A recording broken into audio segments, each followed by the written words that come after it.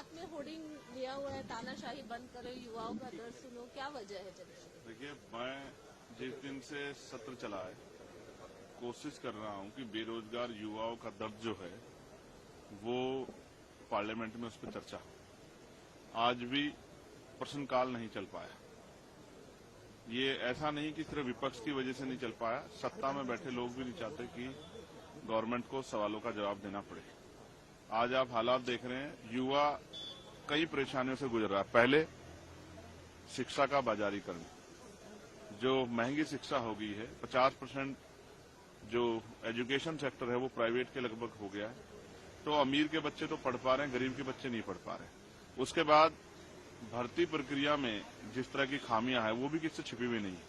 पहले तो भर्तियां नहीं आती, भर्ती आ भी जाती है तो पेपर लीक हो जाता है। फिर उसमें को भर्ती, एक भर्ती जो शुरू होती है उस 1.5 से 5 साल तक वो भर्ती प्रक्रिया चलती रहती है। ऐसे में नौजवानों का दम घुट रहा है और इस देश का युवा, जो इस देश की रीढ़ है, अगर वो कमजोर पड़ जाएगा, वो अपने पैरों पर नहीं खड़ा हो, तो देश कैसे आगे बढ़ेगा। इसलिए मैं कह रहा हूं कि सरकारों ने जो तानाशाही करके नौजवानों का दम घोटने का काम किया, उनके सपनों को कुचलने का काम किया, वो तानाशाही बंद होनी चाहिए। और नौजवान, बेरोजगार नौजवानों का दर्द है वो सरकार को सुनना चाहिए। कब मिलेगी नौकरी? 40, 35, 36 साल की उम्र में जाके नौकरी मिल रही है, 32, 34 साल में। जितनी नौकरी का, जितनी दिनों बाद नौकरी मिल रही है उसके बाद वो इतनी जल्दी रिटायर हो जा रहा है। तो ऐसे में तो जो है नौजवान अपने पैरों पर नहीं खड़ा हो पाएगा तो ये देश तरक्की कैसे करेगा। इसलिए नौजवानों के दर्द के लिए आज मैं, क्योंकि सदन नहीं चल रहा है, तो सदन के बाहर ये तख्ती लेके खड़ा हूं कि नौजवान युवाओं का दर्द समझा जाए और उनके जो है, जैसे 6 महीने में अगर कोई किसी जगह पे सीट रिक्त होती है, चाहे असेंबली की हो या पार्लियामेंट की, तो चुनाव होते हैं, लेकिन बैकलॉग क्यों नहीं भरा जाता। अभी यूपी पीसीएस का जो है नॉर्मलाइजेशन को लेकर विरोध हुआ। इलाहाबाद में बच्चे और बच्चियां, उनका दर्द हम समझ सकते हैं, वो सड़कों पे लेट रहे। अभी बिहार में हुआ 2 दिन पहले कि वहां बीपीएससी को जो लेके जो है वहां के नौजवानों ने संघर्ष किया।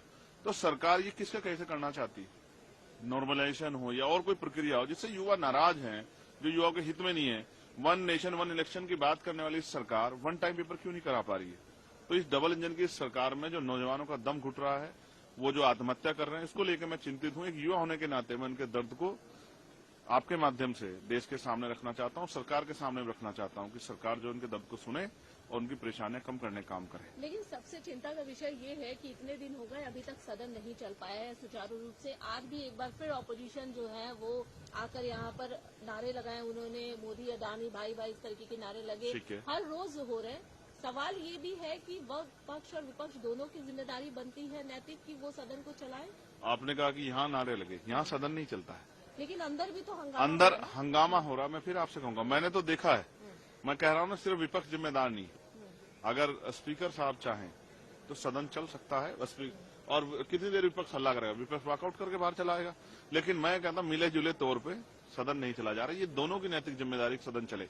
इसमें मैं जिस क्षेत्र से आता हूं उस क्षेत्र की डिमांड्स रखनी है मुझे, उस क्षेत्र के सवाल उठाने हैं। रोज मौके आते हैं, सदन न चलने के कारण चले जाते हैं। नगीना के लोग परेशान है, वहां का नौजवान, वहां के किसान, वहां की महिलाएं। आज जो है, जो फर्स्ट क्वेश्चन था वो मानव और पशु के संघर्ष पे था। मैंने इस पर सप्लीमेंट्री लगाई थी कि मेरे यहाँ गुलदारों से बहुत लोगों की जान गई है। उत्तर प्रदेश में भेड़ियों ने बहुत सारे लोगों की जान ली है। तो उस पर सरकार से जवाब मांगना था, लेकिन सदन नहीं चला तो क्या करूं, किसको दोष दूं?